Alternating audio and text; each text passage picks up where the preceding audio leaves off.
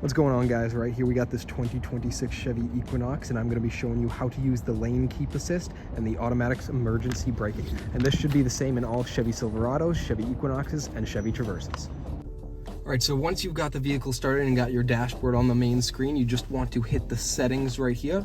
From there, go to vehicle, and from there scroll down until you see collision and detection systems.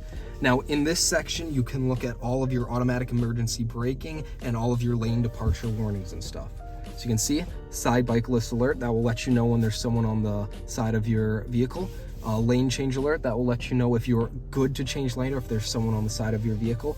You also have the intersection collision braking. So if someone is in front of you, brakes quickly, your car will automatically brake.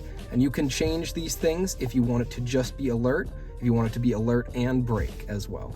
And that's pretty much it. It's that easy to use and change if that's what you want to do.